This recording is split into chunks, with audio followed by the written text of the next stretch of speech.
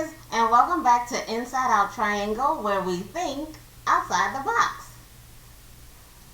Welcome back. My name is Teray, and I am here today at this delicious mukbang with my husband and my oldest son and his wonderful girlfriend and my baby daughter. Hi, how are you guys doing today? I sure hope you're joining us during your mealtime so you'll be able to enjoy the story time while you're eating as well. Today, my son's girlfriend had a wonderful idea. Let's do KFC. I love KFC, so that wasn't a problem. I was like, okay, we can do this. So I got a whole bunch of KFC, and we are going to have a lovely mukbang. So today I got 2 things of coleslaw, although it was supposed to be 1 mashed potato, but I guess the guy heard 2 coleslaws. We've got Sprite that's been chilling in the freezer. Then we have lots of original recipe chicken. Here we go. It's mostly dark meat because most of us in our household like dark meat, especially the thighs.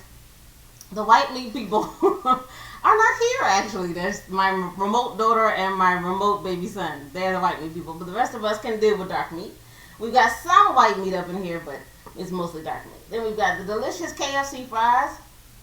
And my son was just commenting that he thought that KFC only had wedges. Well, recently, I don't know if you guys know this or not, but they took away the wedges. They were delicious. Well, it depends. It used to depend. Sometimes they would be delicious, and sometimes they would be too hard. So now they put out the fries, and the fries are absolutely delicious. They are worth going to KFC and getting the fries. And then we've got some biscuits here. Okay? Alrighty. So we're going to go ahead and start the mukbang. I've got plates. Here are plates. And I've got napkins. Here are napkins. Let's see what people eat first. It's time for mukbang. Plates, plates, here we go, plates, plates, plates, here we go. Thank you. You're welcome. Thank you. You're welcome. Oh, hi, you're welcome. You're welcome. Alright, let's see what everybody gets first. And there are forks. People need forks. Mm-hmm. Fork. There we go. Let's dig in. There we go. That's right. Thank you. Let's go down. I'm going to get a couple of these fries. And let's see here. I'll probably do a thigh. Drumstick. I'll start with a drumstick. There we go. Start with a drumstick. Coleslaw. Okay. Coleslaw. Don't take the top off. I don't eat everybody's coleslaw. The KFC to me has the best coleslaw. I don't know what they do to it, but it's absolutely delicious.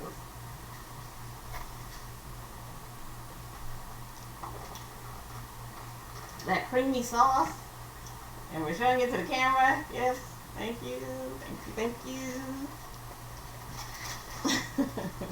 Thank you. Every mukbang I get ready to drop something. Like, get some napkins. Absolutely. Coleslaw. If I can get it on the table. Well, knock the stuff over. Alright, here you go. Napkins. There you go. Thank you so much. No problem. Napkins. Yeah. Woo! And then today, I usually have my Mickey Mouse cup, but we actually went to Mission Barbecue, which is so good. He was like, okay, I'm done with carry out, and I'm done with Chinese food for right now. Let's go somewhere different. So we went to Mission Barbecue. It was so good. It was unbelievable. And they were so organized. You were in and out within like 10 minutes, and the food was smoky and delicious. It was so good. And that's where I got this cup from, because they were honoring hometown heroes, like the first responders and people like that. It costs like $2 extra, but I thought this was a really great cup, and plus it's supporting a good cause. So this is my new cup for a little while. And I'm going to get some Sprite.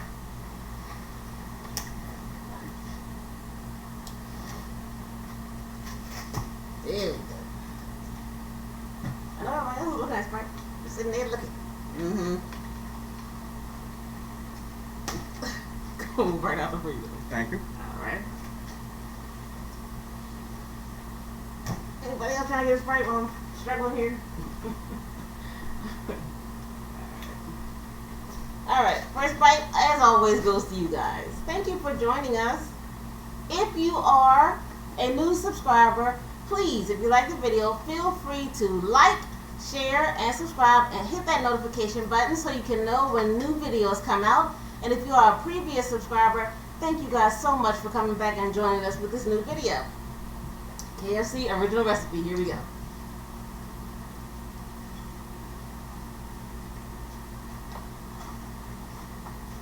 It's just so good. As always.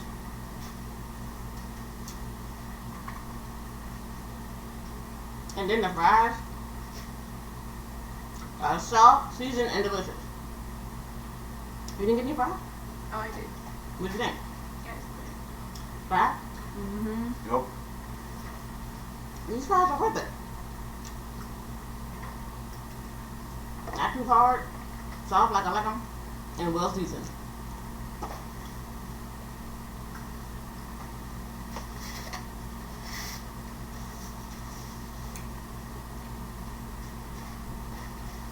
Okay guys, so for the last couple of mukbangs, I've done happy historical stories.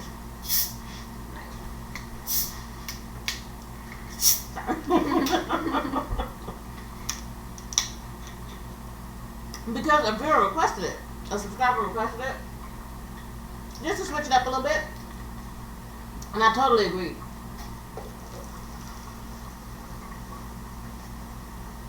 But then last week, when I did part 2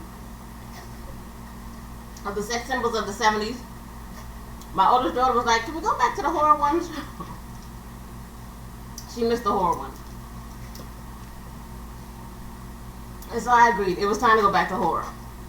So, just as a forewarning, guys, I would not suggest playing this video for children under the age of 13. Because we're definitely going to get into some adult themes and some things that happen. They're not going to be deemed appropriate for children 13 and under.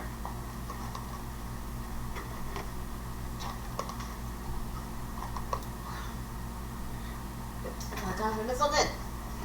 Okay guys, let's go ahead and get started. So,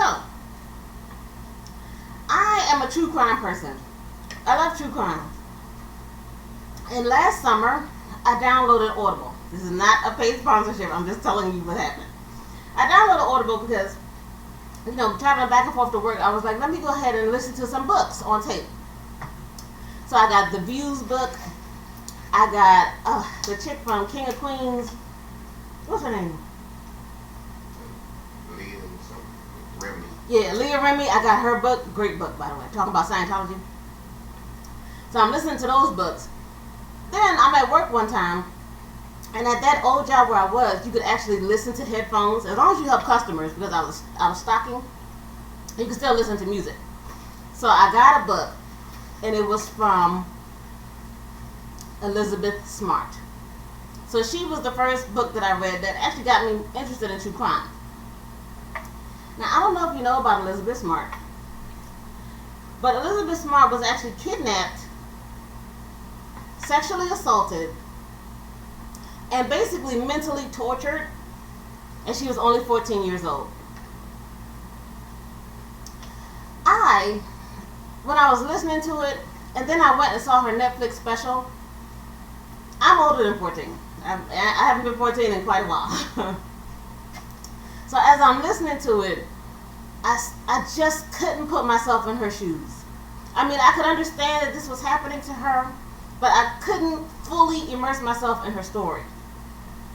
And she was honestly telling what had happened to her.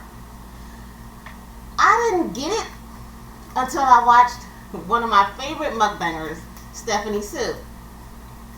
She recently did a video on Elizabeth Smart. And I watched her rendition of the story of Elizabeth Smart. I'm still not getting it, And then she says something along the lines of, remember when you were 14 years old. Think back and imagine that. So I closed my eyes and I thought back to Teray at 14 years old. Remembering how sheltered I was as a child, which is not a bad thing, because it made me the person that I am. Love my parents for that.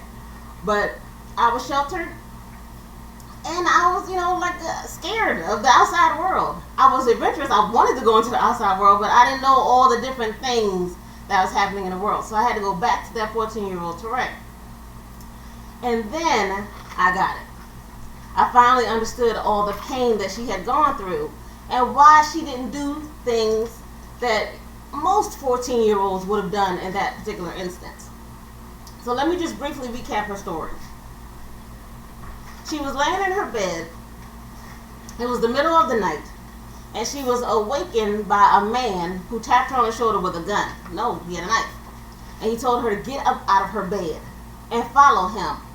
And if she didn't, he would kill her little sister who was sleeping in the very next bed. So of course she complied. She got her boots on, and they go trekking through the woods. When they get to the campsite, there's another woman there. So Elizabeth was like, okay, well maybe it's not going to be so bad because there's another woman there.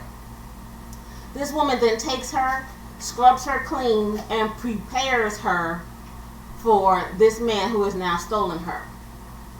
There, he sexually assaulted her for 298 days. She said every day. It happened every single day. And sometimes it would happen up to 5, 6 times a day. Now this part of the story I can totally understand. I was going along with it. But then she said the very next day, after he had stolen her and he married her, the very next day she was outside cleaning the pots and pans with the other lady that was there, and she heard her uncle calling out her name. She recognized his voice. And he was calling her, Elizabeth, Elizabeth, where are you? That type thing. And she didn't say anything. And in my brain, I'm like, to me, my dad was Superman. He was. He was. He always protected us and kept us safe. And my girls are like that. My girls, they've actually dubbed he has a nickname, Batman. Because, that's just what you think of your father when you're a girl. You think about your dad like that, mostly. So in my brain, I'm thinking, hey, I would have said, hey, uncle, I'm over here, or screamed or something. So I didn't understand why she didn't do that. Then another time, they actually had gone to the store. No, they were at the library because they were trying to figure out where they were going next. And an FBI agent actually came over to her because somebody had snitched. Came over to her, tapped her on the shoulder, and he said to her, are you Elizabeth Smart? She didn't answer. He said it again, are you Elizabeth Smart? And then the guy that she was with started messing with the FBI agent, like, she can't speak right now. That's my daughter. You can't be interrogating her. And the FBI agent actually left because it was like a freedom of religion thing. So again, in my brain, I'm like, that was an FBI agent. Why didn't you say something? At that moment, you could have screamed out, said, yes, I'm Elizabeth Smart. Whatever. So then, I remember I told you it was Stephanie Sue that actually made me get into her mind. At those particular moments, all those days he was brainwashing her, and he was terrifying her. And more than likely, that's why she didn't scream out. So eventually, he did get caught. Now I'm going back to the other book that I read, that I actually made my family read, because we started a book club. So I got my mother and my sisters to read the book. My sisters refused to read it because it was too much true crime for them. But I think these things are interesting. I know it's horrible, but I think they're interesting just to read about them. And that was the Cleveland kidnappings. These kidnappings happened to 3 young ladies by a man who was just the most despicable person I've ever read about. He pretended, well, he wasn't. He was an important man in the community. He was a bus driver, so he was always around kids. He was the daughter of one of the most popular girls he was the daughter. He was the father of one of the most popular girls in school. So everybody knew him. And basically they trusted him. So Michelle Knight, who was 21 at this time, She had to hurry up and get to court because she was trying to do get some legal battles figured out with her son. So she's walking down the street. She's lost. He pulls up in a van, and she knew him because that was, her friend's father. And he's like, "Come on, I can take you to the court date. That way you don't have to worry about being late." So she gets in the van with him. He abducts her, takes her to his house, and sexually assaults her for the next 12 years. She is locked in that house, sexually assaulted every day. He then kidnaps another young girl, and her name was Amanda Berry. Amanda was 16 years old. The very next day, she was going to turn 17. So she's walking home. The van pulls up, and he's like, "I know you're just a couple blocks from home. Come on, I'll take you home." So because she knew the daughter, she said, "Okay, I'll hop in the truck with you. He's just going to take me right home. It's just around the corner." He kidnaps her as well and sexually assaults her every day as well. He then gets a third girl, and her name was Gina De Jesus, and she was 14 years old.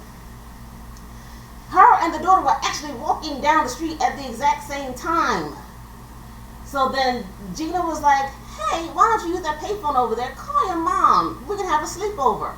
So the daughter goes and she calls her mom, and she goes back to Gina. She's like, "Gina, no, my mom said I can't spend the night tonight. I'm sorry, I can't do it." So they're walking. So Gina goes this way. The daughter goes this way to going towards home. The father pulls up behind Gina and says, "Hey, Gina, I'm looking for my daughter. I've been trying to call her. She's not picking up. She's not coming home. What's going on?" And Gina was like, I just saw her. We just separated." Wait, did the daughter know about the adoption? The daughter had no clue what was going on because she lived with the mother. Oh. The father lived by himself because there was a big abuse thing between him and the mother. And that went on for like years. And then they broke up. Finally, the mother broke up because he had like cracked her skull and everything.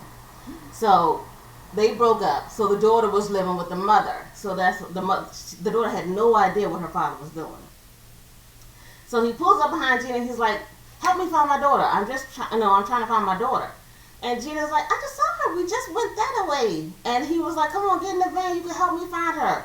So, because that was the father of her friend who just left, and that was a plausible reason for her to get into the vehicle because, we just left each other. He takes her, and he also sexually assaults her for the next 12 years. He kept these girls locked up that amount of time and sexually abused them. Michelle actually ends up getting pregnant 6 times. But he did most of his physical abuse and mental abuse to Michelle because she was a little slow. She had it was hard for her to retain information.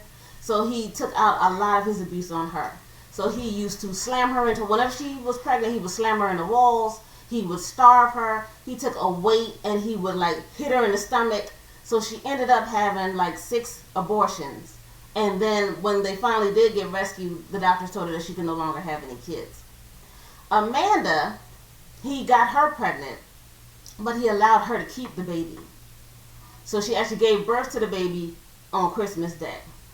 Now the baby actually grew up and was around 6 years old. And one day he just left the house because he usually had them chained up. He left the house, but he let the little girl, she was just running around free, whatever. She goes running up the stairs and she says, "Hey, Mom, Dad's not here." And she's like, What are you talking about?" And she's like, "No, Daddy's not here. He's not here." And she went down the stairs because she wasn't chained up at that time because she was watching the kid and found out that he wasn't there. Now, what he used to do is he would trick them. He would test them to see if they would do what he told them to do even though he wasn't there. So sometimes he would pretend he wasn't home, and then as soon as they came out the room, he would start beating on them or wailing on them. So all of them were afraid of everything. Stay in your room, stay silent, stay quiet. But this time, because Jocelyn said, "Hey, Dad's not here," she went down the stairs. She ended up banging on the screen door. The neighbor heard her, and it's a real big thing. You can get on YouTube and watch it. The neighbor was he was comical. So that's why people mostly remember it. He calls the police. They get saved. Now, I said all of that to say, because I'm setting up this actual story, okay? Now, the story that I'm about to tell you is about a 14-year-old girl. Now, this 14-year-old girl, her parents asked her to go to the store for them. She went to the store. She got all the items. Let's say she got a Sprite. She got like some waffles, some syrup. She's on her way home. A vehicle pops up. They hit her over the head and they put her in the vehicle. Now when she wakes up, they told her that they have now kidnapped her. She better not make a sound. She better do everything that they told her to do, or they were going to kill her family. So of course, she's compliant. Remember, she's only 14 years old. Please make sure you put yourself in that position. 14 years old. She's going to do everything that they told her to do. Now, they told her that she's being prepared because they didn't want to do drugs. They didn't want to sell drugs. They wanted to sell women. Because when you sell drugs, that's just a one-time transaction. But if you sell women, that's unlimited resources. Because you can abuse them sexually and get money, and then they will also have kids who will grow up and that they can be exploited as well. So it's an unlimited resource, and this is what they told her. Now, the original rapist, he ends up sexually assaulting her, and she got pregnant by him. He then sells her to this scumbag. Now, the scumbag also violates her sexually. But the original rapist found out that she was pregnant, and he wanted his flesh and blood. So he goes to the scumbag, and he says, hey, I want that baby. And the scumbag says, no, you're not getting that baby. First off, because she had the baby at this point. First off, the baby's attractive. Meaning, when she gets older, I can continue to sell her to different people. Second off, you're not going to do it. I'm now going to start making this my business, so you're not going to do it. So the original rapist decides that he's going to steal the baby. The scumbag finds out, and they take the baby, and they move far away. So he took all of his commodities, his property, and he moves far away. So the baby now, she's growing up. She's around 12 years old now. And at this point, everybody's realizing that she's attractive. So at this point, the scumbag decides that whenever he has a male visitor come over, the males will get food, they will get drink, and then they get to sexually abuse this 12-year-old. So she's going through all of this. She ends up getting pregnant by the scumbag 10 times. She had 10 children by the scumbag. Now, the scumbag actually ends up dying, but they couldn't escape from where he had them. So in his will, he had a will. In his will, he left all of that property, all of them, to a pedophile, another pedophile. This pedophile takes everybody, and according to documents, he was nicer to them than all the rest of the people that had abused them. So even though he was a pedophile, they still said that he was kinder to them than everybody else. Now, this particular pedophile, he is an important man. He is rich, and he is well known throughout the community. The last kid that she has is a baby girl, and we'll call the baby girl Sarah. Sarah is a gorgeous little baby. As she's getting older, she's now 12 years old. Correction. She's 14 years old. So the pedophile decides he's not going to send her out. He wants her just for himself. So he doesn't let anybody touch her. Her sisters, all them, yes, but not her. So he takes her over to Paris. And in Paris, that's where he begins to sexually assault her. Okay? In Paris. Any questions so far? Everybody just sitting there looking. Does he have a name? And remember, when I do my horror ones, I try not to name them because history does that for them. However, this one I will name at the very end because you're going to be shocked. You're going to be shocked. I'm gonna be shocked. You're going to be shocked. That's why I don't know what you're talking about. You will find out. Now, in Paris, please understand that he is 44, she is 14. Okay? Now, she's over there in Paris. And again, put yourself in her position. She's 14 years old. She's in a foreign country. She's learning a different language, but she's not fluent in that language. She doesn't have her mom. She doesn't have her sisters. She's all by herself, and she's pregnant. Now, remember, she has known no other life but this kind of life. Servitude, being like this. That's it. So a lot of people ask, why didn't she try to escape? She was in Paris. Why didn't she try to escape? But you have to remember all those things that had happened to her. Imagine being pregnant and scared, and the only person that you know is this pedophile. He's the only one.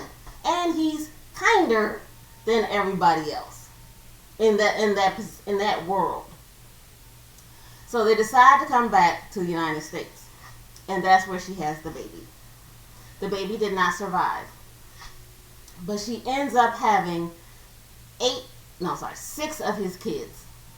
4 of them survived and 2 did not. She spent years in a room that was right off of his room. So he had his room, but her room was right off of his room. She took care of him in every way possible. She took care of his room, she took care of his wardrobe, and she took care of his sexual appetites. She had no choice. She had no option. Now, he did agree, because remember I told you he was kinder than all the rest of the ones. He did agree that once her kids got to a certain age, he would let them go. So that way they could have a better life. And for that, they deemed him kinder. Because, and plus, he gave her kids different jobs than everybody else. Like they would have a little better job than everybody else. Now, does that sound like love to you? The story that I just told you that happened to Sarah, does that sound like love to you? Oh. No. Any part of it.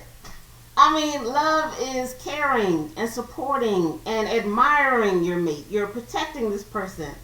You're acknowledging their existence. And there is a perfect Bible verse that sums this up perfectly. I'm going to paraphrase here. It's Ephesians 5:25 through 33. Husbands, love your wives, as Christ loved the church, and gave himself up for her.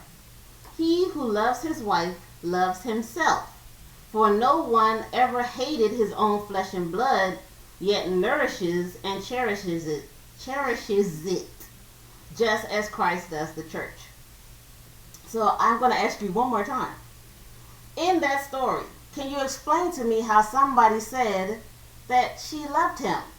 How could somebody say that she possibly loved him? Just listening to the story that I just told you.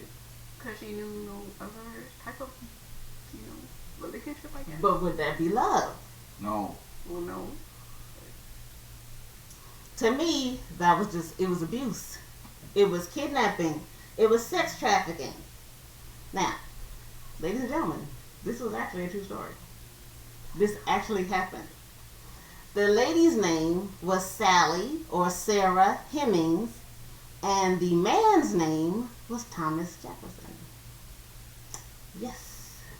Our third president, the dude on the nickel, the guy who wrote the Declaration of Independence. We hold these truths to be self-evident that all men are created equal and that they are endowed by their Creator with unalienable rights, that among these are life, liberty, and the pursuit of happiness. That guy, he was the pedophile. So, yes, that was Thomas Jefferson.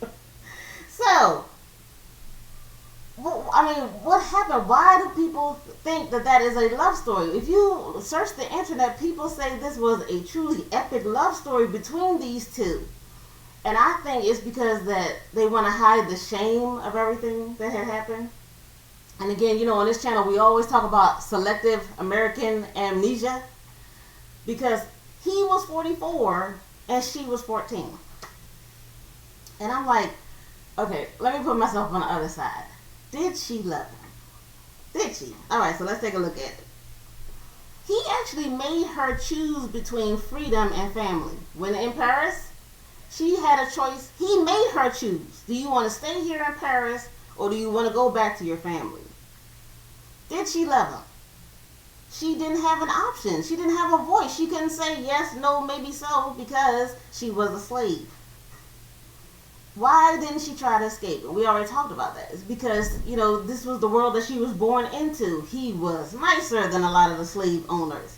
She was pregnant. She was 14. Her mom wasn't there. Her sisters weren't there. She barely spoke the language. Now, there are a lot of people that say that this is a love story. So I'm trying to take it from his perspective. Did he love her? Well, you have to figure out that it was decades age difference between the two. He never acknowledged her. He never said, this is my chick. He never said, he never got a picture painted of her. There are no pictures of her. Nothing. There are pictures of her children. There are pictures of her mother. There's no pictures of her grandmother. But there are pictures of almost everybody, and Jefferson himself. But there are no pictures of Sally Hemings. He did give her children better jobs on the plantation, like they were carpenters and butlers and things like that, so they weren't basic slaves. But is that love? Even in his will, he didn't free her. She still, even after he died, she was still considered a slave. Her half-sister, which was his daughter, ended up freeing her after he died. And people would be like, oh, well, he couldn't, because back then you couldn't just free a slave. Hello, he was the president. If anybody could have freed anybody or changed laws, it was him. He didn't do that. Why didn't he do that? So I'll give you an example of another thing. Her sister's name was Mary or Sally, one of those two. I'll put the correction up there. And Mary met a guy, a white guy, and they fell in love. How do I know they fell in love? Because they got married. And when they got married, he freed her. He freed the sister. And in his will, he gave her property. That shows some kind of love. Jefferson could have done that, and he did not. Matter of fact, when he died penniless. He died $107,000 in debt, which is like millions of dollars now. And he could have freed her. Now, was Jefferson a good man? I don't know if he's a good man, but he was a founding father. He did a lot of good things for our country, but was he a good man? I don't know. You'd have to figure that out for yourself. But the reason why I'm bringing this up is because, just like I'm saying on my channel, we have to learn all history, not just one part. Everybody knows Thomas Jefferson, Declaration of Independence. Look at all the mess that he was involved in. This went back generations. I didn't start with Sally. I didn't start with her story. I didn't start with her mother's story. I started with the grandmother's story. The 14-year-old that got kidnapped. Her mother from Africa was kidnapped, and a sea captain was the one that wanted to, buy his baby back and all. I started with the grandmother. So we have to learn about everybody's history, not just one part of history. So, I thank you for listening to this mukbang. This was a very interesting story. Seriously, I stumbled across it because somebody had sent it to me on Facebook, and I was like, whoa, he was a sex trafficker. She was only 14. It's crazy. It's absolutely crazy. That dude is on a nickel. He's on a nickel, and there are so many of his descendants just, and it was a big thing between the white descendants and the black descendants, and then now they're all starting to get together at Monticello and starting to learn about each other. And the only way they were able to prove it was because now we have DNA. Because the black side already knew it, but the white side didn't want to admit it. And now we have DNA, so it's proof that those were her children. Did she love him? I don't think so. But you decide for yourself. Thanks, guys, so much for coming to the mukbang. That was a historical horror story. Guys, if you have any questions, please write it below. Any suggestions for the next story? Also, please like, share, and subscribe. And we will see you next time. Bye, guys.